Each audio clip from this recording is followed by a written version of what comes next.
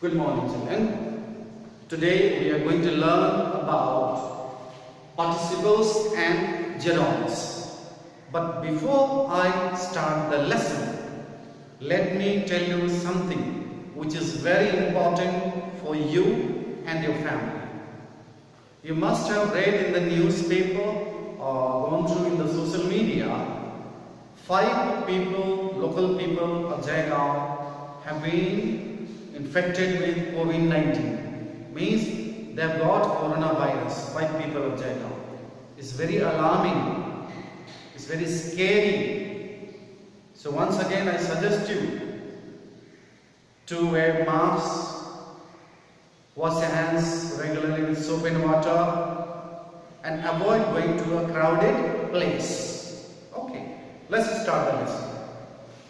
Participles and gerunds, they are made from verbs. What are verbs? Doing words are called verbs.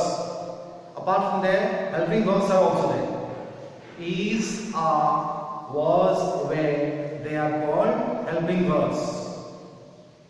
Clear?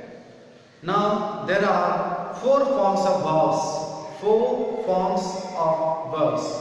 One is simple form, the base form, another is S or ES form, another ING form, and the last is ED form, is past tense. First of all is simple form, base form. Suppose I say Prince is playing chess. Prince is playing chess, present tense. Okay. Then Prince plays check. Prince plays check. Prince is playing chess. Prince will play chess. Prince played chess. So these are the 4 forms. Again, they will be categorized in different forms, like other forms, present, past, future, The continuous tenses are also there. Present continuous, past continuous, future continuous. Okay. Present tense, present continuous. It is raining now. Is the helping verb. Okay. Raining is the main verb. Means now it is raining. It is raining now. Present continuous, ing verb. Raining, ing verb. This is present. Future, it will be raining. It will be raining. This is future. Past tense, it was raining. Okay, these are the 3 forms of the continuous tenses. Present tense, past tense, continuous tense. And the adjectives formed by adding ing to the verbs are called present participle or gerund. They are also used to form the continuous tenses. I have already explained you. Now, past participle of the verb may end in ed, en, etc. Adjective phrases describe noun. Now, let us see with the examples. Okay. Let's see with the example. Okay. The meaning of an ing adjective may be different from the usual meaning of the verb from which it has been made. Like fetching clothes means attractive.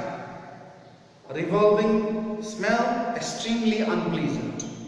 Haunting music, unforgettable music. The meanings may be changed. Okay, meanings may be different. Another, some ing adjectives are used to spoken English to express disapproval, annoyance, anger. Blooming mistake, it shows anger or annoyance. Raving lunatic, total. Blithering idiot, complete, utter. Then, many ing adjectives do not have any corresponding verbs because they have been formed from verbs plus a prefix, like outstanding success. Out plus stand plus ing, exceptionally good. Outstanding means exceptionally good, very good. There is no corresponding verb outstanding. Ongoing project, on plus go plus ing is continuing. Ongoing means continuing. Forthcoming event, forth plus come plus ing is about to be. So what is the meaning? Outstanding means exceptionally good, remarkable. Ongoing means continuing, which is going on. Forthcoming means about to happen. Now some adjectives ending in ing do not have any corresponding verb, like cunning animal, selfish or clever or crafty animal. Balding man becoming bald, bald, losing hair. When people become old, they lose their hair and they become bald.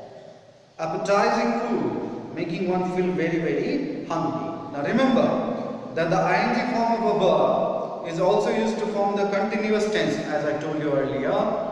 It shows continuous tense also. Like he is running, he was running, he will be running. Present tense, future tense, past tense. She is running, present tense. She was running, past tense. She will be running, future tense. Now past participle. The past participle form of a verb may end in d, ed, and n or t. This one I told you. This one. Okay. The buried treasure was found by some children. His clothes were dirty and torn. The lost child was soon found and returned to his sister. In the first sentence, buried qualifies the noun treasure. What is buried? Treasure. We are talking about a buried treasure. In the second, we are talking torn. What is torn? Clothes are torn. We are talking about the clothes. Next is lost. What has been lost or who has been lost? A child has been lost. We are talking about the child. So, buried qualifies the noun children, treasure. Torn qualifies the noun clothes. Lost qualifies the noun child.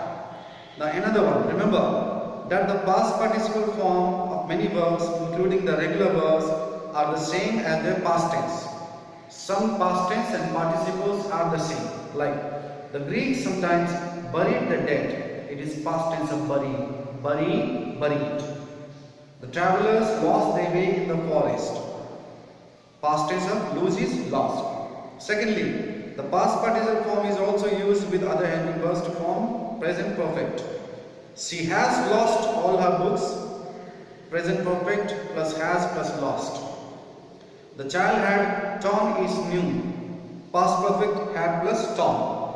Now next one. The meaning of an ed adjective may be a little different from the usual meaning. Noted writer means famous writer. Usual meaning of the verb note, to notice. Animated discussion, a lively discussion. The ed adjectives may not have a corresponding verb at all. Sun, armored car. Noun, armor plus ed is equal to protected by metal. Wooded area. Noun, wood plus ed plus covered with trees. Hooded snake. Noun, wood plus ed is equal to having a hood. Beloved leader. No corresponding verb. Cold-blooded killer. Cold plus noun plus bleed plus ed. Cruel, heartless. Remember, the name ed adjective is used to refer to all adjectives. Ed adjectives, they are referred for adjectives with the help of ed, e, en or n. Okay. Next, it is important therefore to find out how the d, ed, en or n or t form of a verb has been used in a sentence, clause or phrase. Let us see. If it has been used on its own, it is a simple past tense form of the verb, like a high wall protected the city from its enemies. Past tense of protect. If it has been used as an adjective, it is ed adjective. In adjectives, it's always ed. Okay. You cannot enter a protected area without permission. Next, if it has been used with a helping verb, it is the past participle form of the verb. Helping verb is used only in the main verb. Helping verb is used with the main verb. If helping verb is not there, it is adjective. Okay. With helping verb, it is simple verb. Without helping verb, it is an adjective. Now, page number 34, some exercises have been given. You have to do it. I'll give you some examples. State whether the underlined words have been used as ing adjectives, ed adjectives or verbs. Point out the nouns, the adjectives qualify, name the names of the verbs. Let's see. We distributed the money donated by Raja among the poor. Now, which is the verb? Distributed. Which is the noun? Money. What kind of money we are talking? Distributed money. So it is ed adjective verb. Money is the noun and donated ed adjective. Ed adjective. Second, a divided nation cannot defend itself against an enemy. We are talking about the nation. Nation is the noun. What kind of nation? Divided. It is adjective. And it is past participle. First one is also participle. Number 3 also, the cunning fox was trying to escape with the chicken in it had stolen. We are trying to speak about a fox. Fox is the noun. What kind of fox? Cunning, adjective. Trying is verb, ing verb. Okay. Chicken is the noun. Stolen is also verb. Same is complete. Now, page number 35. Use of ing and ed adjectives. An ing adjective may be taken as an object. Like, what is the name of the animal chasing the deer? The man carrying an umbrella is the manager of a band. The lady teaching the girls music is herself a famous dancer. In why? Chasing is used with the two words, the deer, to qualify the noun. Animal. We are talking about the animal. Which animal? The animal chasing a deer. One animal is chasing a deer. We are not particularly talking about the deer. We are talking about the animal which is running behind the deer or which is chasing the deer. However, the ing adjective chasing has an object deer. So, chasing what or whom? Deer. Deer is the object. Note that the noun deer is qualified by the definite article the. So, animal is really qualified by chasing the deer.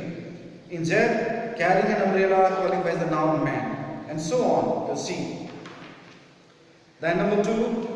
Similarly, an ed adjective may be used together with other words which do not contain a finite verb as a unit of phrase to qualify. Like, the goal scored by the famous footballer was disallowed by the referee. We are talking about scoring a goal. The famous painting stolen during the exhibition was never recovered. We are talking about a painting, famous painting, which was stolen. Then Hiroshima, it's in Japan. Hiroshima, destroyed by an atom bomb, has been rebuilt. Now, in the first sentence, scored by the famous footballer qualifies the noun goal. What has the famous footballer scored? Goal. Goal is the noun. The whole unit is made up of ed adjective scored by a preposition plus the famous footballer. The unit does not contain a finite verb and is therefore an adjective phrase. Adjective phrase do not have a finite verb. By, to, etc. are called finite verbs. If they do not have finite verb, it becomes adjective phrase. Okay. Then exercise B. Pick out the adjective phrases from the following. The report submitted by police was placed before the judge. It is submitted by the police. Adjective phrase. The ornaments made of gold, silver, must necessarily. It is made of gold and silver. Adjective phrase. Okay, do it. Then gerunds are verbal nouns. The ing forms of a verb may also be used as a noun. Remember, ing forms can be used for continuous tense of verbs. Ing forms can be used for adjective. Ing forms can also be used as nouns. Let's see. You know that only a noun or a word or group of words acting like a noun can be the subject or object of the verb. Now look, reading is a good habit. I like reading. In the first sentence, reading is the subject. Reading is a good habit. You're doing something. You're talking about reading. Reading in the subject. So reading in the subject of the verb is. What is a good habit? Reading. Reading verb. Read plus ing is acting as a noun. Now look at second sentence. Who or what likes? I. What do you like? Reading. So in the first sentence, reading acts like a noun, and such a noun also can cause a preposition. He is interested in reading books on history. The object of the preposition is in reading.